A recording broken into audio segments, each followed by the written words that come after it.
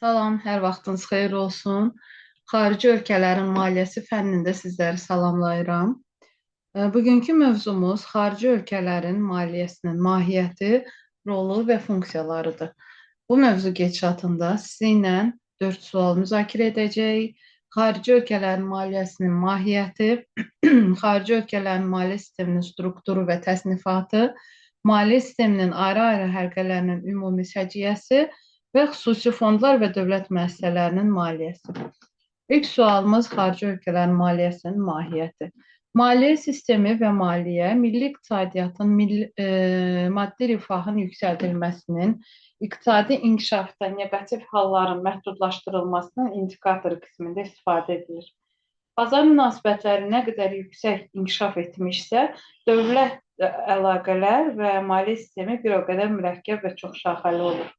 Maliyyə sistemi dövlətin meydana gəlməsi ilə yaranmış və onun fəaliyyəti ilə qırılmaz surətdə əlaqədardır. Dövlət maliyyə sistemi vasitəsilə öz idarəetmə aparatının saxlanması üçün vəsait toplayır, istifadə edir və həmçinin də onların öz funksiyalarının yerinə yetirilməsinə yönəldir. Maliyyə sistemi bir tərəfdən maliyyə münasibətlərinin fərdiləşmiş, lakin qarşılıqlı əlaqəli sahə və həlqələrinin məcmusudur. Maliyyə sistemi dövlət ilə müəssisələr, təşkilatlar arasında, dövlət ilə əhali, müəssisələr arasında və onların daxilində pul münasibətlərini əhatə edir. Digər tərəfdən, maliyyə sistemi bazarların və digər institutların məcmusudur ki, onlar da maliyyə sazişlərinin bağlanmasında, aktivlərin və risklərin mübadiləsində və həmçinin ölkədə pul axınlarının idarə edilməsini həyata keçirən maliyyə orqanlarının və institutların tərəfindən istifadə edilir. Bu sistem özünə maliyyə alətləri bazarlarını, maliyyə vasitəçilərini, mali xidmətlərini təklif edən firmaları və bütün bu idarələrin fəaliyyətini tənzimləyən orqanları daxil edir. Sosial yönümlü bazar iqtisadiyyatlı dövlətlərdə maliyyə sistemi yüksək inkişaf səviyyəsinə çatmasına baxmayaraq, onlar öz aralarında xeyli dərəcədə fərqlənə bilərlər.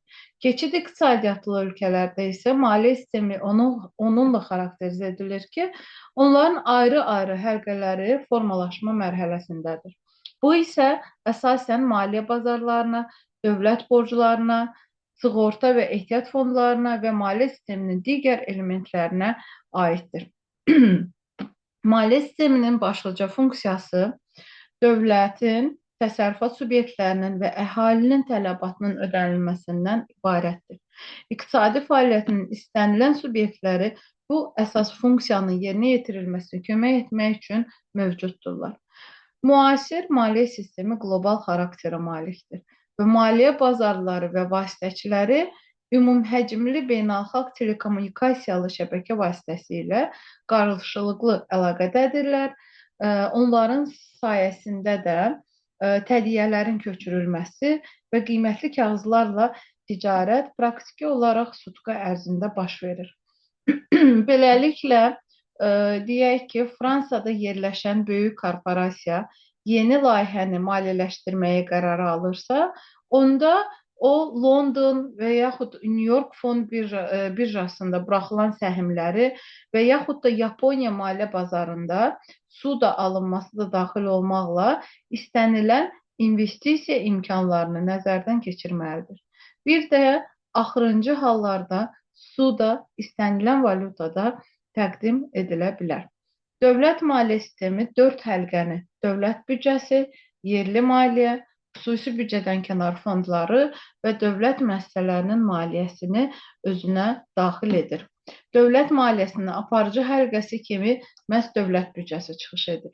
Dövlət büdcəsi özünün maddi məzmununa görə dövlətin pul vəsaitlərinin başlıca mərkəzləşdirilmiş fondudur və maliyyə sisteminin bu həlqəsi vasitəsilə ölkənin milli gəlirlərinin 40% yenidən bölüşdürülür. Yerli maliyyə ikinci dərəcəli vergilərin geniş qrupunu, yerli kredit və xüsusi fondlar sistemini əhatə edir. Bu həlqədə mərkəzi yer yerli büdcələrə mənsubdur. Onlar da dövlət büdcəsinin tərkibinə daxil olmayaraq müəyyən müstəqilliyə malikdirlər. Maliyyə sisteminin bu həlqəsi iqtisadi məqsədlər, təsərrüfat prosesinin tənzimlənməsi, iqtisadi və sosial infrastrukturların inkişafı üçün istifadə edilir. Xüsusi dövlət fondları ayrıca maliyyə həlqəsini əmələ gətirir. Onlar da müəyyən müstəqilliyə malik olmaqla dövlət büdcəsindən tamamilə ayrıdır və bilavasitə mərkəzi, bəzənsə yerli hakimiyyət orqanları tərəfindən idarə olunurlar. Onlara sosial sığorta fondları, müxtəlif məqsədli fondlar, dövlət və yarım dövlət maliyyə kredit orqanları aiddir. Müəssisələrin maliyyəsi müstəqil maliyyə həlqəsini əmələ gətirir. Onun başlıca vəzifəsi istehsalın əhəmiyyətli sahələrinin qorunub saxlanması və inkişafı yolu ilə xüsusi təsərrüfatlara köməklik etməkdən ibarətdir. İnkişaf etmiş xarici ölkələrin maliyyə sisteminin ikinci əhəmiyyətli sahəsi kimi xüsusi müəssisələrin, korporasiyaların, inhisarların maliyyəsi çıxış edir. Onlar da iqtisadi münasibətlər prosesində əmələ gəlir və istehsal prosesini və mənfəət götürülməsini təmin edirlər. Onlar pul kapitalı formasında və müəssisənin müxtəlif pul fondları formasında materiallaşdırılır. Maliyyə sisteminin müəyyənliyini genişləndirmək də olar. Sonda onu göstərərik ki, maliyyə sisteminin hər bir həlqəsi maliyyə münasibətlərinin müəyyən tərəflərini ifadə edir. Bu sistem isə bütövlükdə maliyyə münasibətlərinin müxtəlif sferalarının məcmusudur və bu prosesdə pul vəsaitləri fonları yaradılır və istifadə edilir. Başqa sözlə desək, maliyyə sistemi dövlət və müəssisələrin pul vəsaitləri fonlarının yaradılması, bölgüsü və istifadəsinin forma və metodları sistemidir. İkinci sualımız xarici ölkələrin maliyyə sisteminin strukturu və təsnifatı. İnkişaf etmiş xarici dövlətlərdə dövlət maliyyə sistemi özünə indi sadalayacağım həlqələri daxil edir.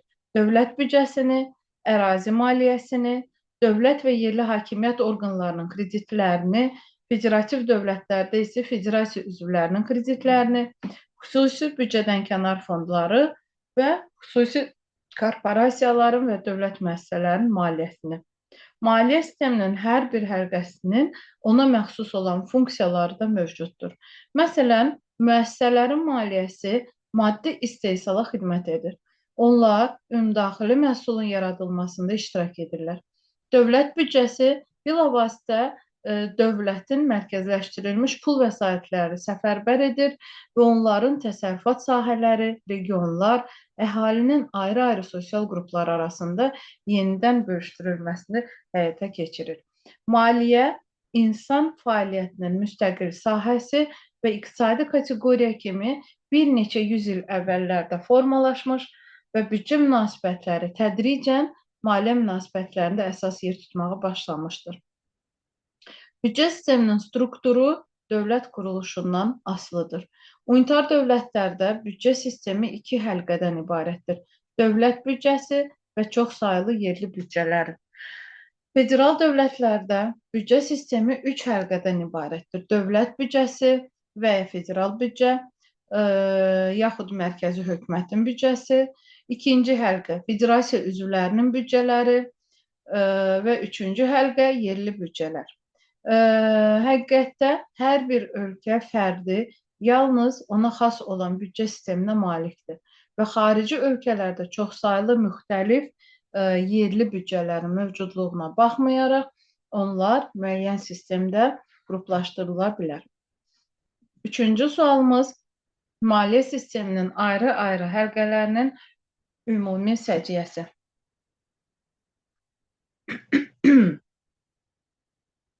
Dövlət büdcəsi maliyyə sisteminin aparıcı həlqəsi və əsas iqtisadi kateqoriyasıdır. Dövlət büdcəsi dövlətlə fiziki və hüquqi şəxslər arasında büdcə fondlarının yaradılması və istifadəsi üzrə əlaqədar olar, milli gəlirin yenidən bölgüsü üzrə əmələ gələn və xalq təsərrüfatının sosial-mədəni tədbirləri, müdafiə ehtiyaclarını, dövlətin idarə edilməsini maliyyələşdirmək üçün əmələ gəlmiş iqtisadi münasibətlərin məcmusudur. Büdcə vasitəsilə resursların daima səfərbərliyə alınması, onların xərclənməsi həyata keçirilir. Dövlət büdcəsi cari ilə dövlətin əsas maliyyə planı kimi çıxış edir. Bu da qanuni qüvvəyə malik olmaqla qanunvericilik orqanları parlament tərəfindən təsdiq edilir. Öz maddi məzmununa görə dövlət büdcəsi dövlətin mərkəzləşdirilmiş pul vəsaitləri fondunun yaradılması və istifadəsinin formasıdır. Sosial-iqtisadi mahiyyətinə görə isə milli gəlirin yenidən bölgüsünün alətidir. Müasir xarici ölkələrin dövlət büdcəsi bir neçə əsas funksiyanı yerinə yetirir. Birinci funksiya milli gəlirin yenidən bölgüsü. İkinci, iqtisadiyyatda dövlət tənzimlənməsi və stimullaşdırılması. Üçüncü, sosial siyasətin maliyyə təminatı. Və dördüncü funksiya mərkəzləşdirilmiş pul vəsaitləri fondlarının yaradılması və istifadəsi üzərində nəzarət. 20-ci əsrin ikinci yarısında milli gəlirin böyük hissəsinin dövlətləşdirilməsi baş vermişdir və hazırda maliyyə sisteminin bütün həlqələri vasitəsilə milli gəlirin 50-60%-ədək, dövlət büdcəsi vasitəsilə isə 30-40%-ədək hissəsi yenidən bölüşdürülür. Lakin İsveçin inkişaf təcrübəsi göstərir ki, büdcə vasitəsilə yenidən bölüşdürülən ümumdaxili məhsulun bir hissəsinin şişməsi iqtisadi fəallığın stimullaşdırılmasının boğulmasına, depressiv iqtisadiyyata gətirib çıxarır və bu da öz növbəsində ölkənin hökumətini iqtisadiyyatı böyük liberallaşmaya istiqamətləndirən islahatlar keçirilməsinə getməyə məcbur etmiş oldu. Dövlətin sərəncamında olan milli gəlir hissəsinin kəskin şəkildə artması iqtisadiyyata dövlət tənzimlənməsi nəticəsində mümkün olmuşdur.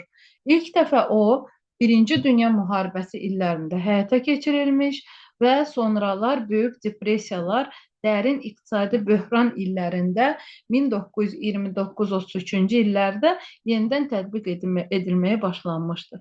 Bu vaxt ABŞ-da dövlət vəsaiti hesabına Rekonstruktiv Maliyyə Korporasiyası sənayesinin dirçəlməsi üzrə administrasiya kimi təşkilatlar yaradılmışdır. Onlar da müflisləşmə həddində olan müəssisələrə, firmalara, banklara subsidiya, kreditlər vermiş və onları iflasa uğramaqdan xilas etmişlər. Bu hal İkinci Dünya müharibəsi zamanında tətbiq olunmuşdur. Qərb ölkələrinin hakim dairələri İngilis iqtisadçısı John Maynard Keynesin və onun çoxsaylı ardıcıllarının tövsiyələrindən geniş istifadə etmişlər. Əksəriyyət inkişaf etmiş ölkələrdə büdcə məcbur tələbin antisiklik tənzimlənməsi üçün istifadə edilməyə başlanmışdır. ABŞ-da bu 1961-63-cü illərdə daha ardıcıllıqla həyata keçirilməyə başlanmışdır və bu zaman John Kennedy iqtisadi artımı gücləndirməyə və işsizliyi ixtisar etməyə cəhd göstərərək məcmu tələbə iri miqyaslı büdcə təsirinə başlamışdır.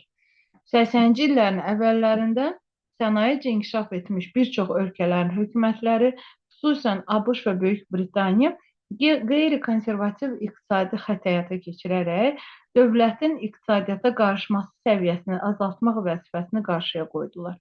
Büdcə sistemi üçün bu, dövlətin büdcə siyasətinin məqsəd və istiqamətlərinin dəyişdirilməsi, dövlət büdcəsi xərclərinin stabilləşdirilməsi və azaldılması cəhdi, vergilərin ixtisar edilməsi və həmçinin onların həcm və strukturuna yenidən baxılması demək idi.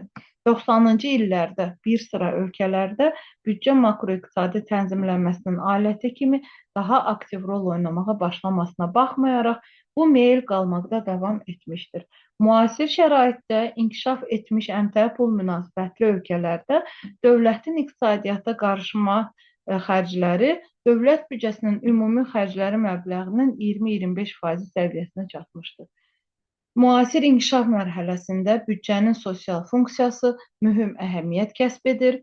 Dövlət büdcəsi iş qüvvəsinin təkrar istehsalı üçün böyük vəsait mənbəyi olmuşdur. Elmi-texniki tərəqqi sayəsində iş qüvvəsinin təkrar istehsalı getdikcə daha çox təhsilə, səhiyyəyə, sosial sığorta və təminata xərclərdən, yəni insan kapitalına qoyuluşlardan asılıdır. Dördüncü sualımız xüsusi fondlar və dövlət müəssisələrinin maliyyəsi. Xüsusi fondlar bir qayda olaraq məqsədli xarakterə malikdirlər. Belə ki, Sosial Sığorta Fondu pensiya və sığortalıya yardım etmək üçün, kredit fondları sahibkarlara və yaxud digər ölkələrə borc vermək üçün nəzərdə tutulmuşdur. Lakin bir sıra fondlarda xərc növləri həmişə dəqiq müəyyən edilmir. Məsələn, Böyük Britaniya Baş Xəzinədarlığının fondu mövcuddur. Bu da nazirlik və idarələrin fondlarının qalıqları hesabına bütün fondlarda tarazlığı qoruyub saxlamaq məqsədi ilə yaradılır. Yaponiyada xüsusi hesab mövcuddur. Vergi daxil olmalarının yenidən bölgüsünü həyata keçirir. Dövlət büdcəsinin gəlirlərinin bir hissəsi bu hesabda mərkəzləşdirilir və tələbatdan asılı olaraq yerli büdcələrə istiqamətləndirilir. Fondlar hüquqi mövqeyinə və istifadə məqsədinə görə fərqlənirlər. Hüquqi mövqeyinə görə xüsusi fondlar dövlət və yerli fondlara bölünürlər. Federal quruluşlu dövlətlərdə federasiya üzvləri də xüsusi fondlar yaratmaq hüququna malikdirlər. Dövlət xüsusi fondları mərkəzi hökumətin sərəncamlarındadırlar. Onlar daha əhəmiyyətli fondlardır. İnvestisiya, valyuta, sosial sığorta və s. Yerli hakimiyyət orqanlarında çoxsaylı yerli fondlar mövcuddur ki, onlar da sırasında ən böyüyü SUDA fondlarıdır. Xüsusi fondlar istifadə məqsədlərindən asılı olaraq iqtisadi, elmi tədqiqat, kredit, sosial, şəxsi və əmlak sığortası, hərbi, siyasi, dövlətlər arası fondlara bölünür. İqtisadi fondlar, bunlar təsərrüfat həyatını tənzimləmək, məsələn, investisiya, konjunktura üçün müəyyən edilmişdir. Bu kimi fondların vəsaitləri xüsusi şirkətlərin və aşağı rentabelli dövlət müəssisələrinin xüsusən siklik böhran dövründə maliyyələşdirilməsinə yönəldilir. Fonddan yardım pulsuz subsidiya və güzəştli kredit formasında göstərilir. ABŞ-da yenidən qurma və İqtisadiyyatın İnkişafı Fondu fəaliyyət göstərir. Bu da federal büdcənin vəsaiti hesabına formalaşır. Onun başlıca vəzifəsi xüsusi sənaye şirkətləri maraqlarına bank əməliyyatlarını sığortalamaqdan ibarətdir. 1984-cü ildən başlayaraq o, iqtisadi inkişafın yeni proqramlarına və birinci növbədə qara metallurgiyanın inkişaf proqramlarına rəhbərliyi həyata keçirir. Fondla təminat verilmiş borcun miqdarı 20 milyon dollardır. Bu fond xüsusi biznesi əsasən istehsalın tənəzzülü illərində stimullaşdırır. Regional fondlar böyük əhəmiyyət kəsb edir, hansı ki, ştatların sahibkarlarına böyük köməklik göstərirlər. Hər bir ştat iqtisadi inkişafın xüsusi agentlik fonduna malikdir. Onlar da məqsədi bir qayda olaraq birbaşa formada şirkətlərə maliyyə yardımı göstərməkdən ibarətdir. Yaponiyada müxtəlif cür iqtisadi fondlar fəaliyyət göstərir. İnvestisiya büdcəsi və ya dövlət investisiya proqramı və SUDAlar, xüsusi hesablar. Ən iri fond investisiya büdcə fondudur. Bu da dövlətin ictimai korporasiyalara subsidiya və kreditlərinin smetası hesab edilir. Onun həcmi dövlət büdcəsinin yarısına bərabərdir və bu fond əmanət, sığorta, pensiya və digər etimad fondlarının vəsaitləri hesabına formalaşır. Elmi texniki tərəqqinin inkişafı elmi tədqiqat fondlarının yaranmasını doğurur. Bu da sənayedə, tikintidə və həmçinin də fundamental tədqiqatların işlənməsini həyata keçirən dövlət elmi mərkəzlərinin saxlanmasının maliyyələşdirilməsinə istifadə edilir. ABŞ-da iki ən iri fond, Milli Elm Fondu və Standartlar Bürosunun Elmi Fondu fəaliyyət göstərir. Milli Elm Fondu federal büdcədən daxil olmalar, sənaye müəssisələrinin mənfəətindən ayırmalar və həmçinin də universitet və kolleclərin haqları hesabına formalaşır. Bu vəsaitlər fundamental tədqiqatlar sahəsində proqramların maliyyələşdirilməsinə, alimlərin elmi nailiyyətlərinə görə mükafatlandırılmasına, elmi mərkəzlərinin tikintisinə və həmçinin də kadr hazırlığına sərf edilir. Standartlar Bürosunun elmi fondu vəsaitlərini eksperimentlər təqdim edən və elmi tədqiqatları onların sənaye və kənd təsərrüfatı tətbiqinə çatdıran şirkətlərə verirlər. Böyük Britaniyada tədqiqata inkişafı üzrə Milli Korporasiya Fondu xüsusi balansa malikdir və dövlət büdcəsindən asılı deyil. Onun vəsaitləri ixtiraların istifadə edilməsi hüquqlarının satışından gəlirlərin hesabına formalaşır. Dövlət fondu Dövlət fonda müddətsiz avanslar və hər il subsidiya verir.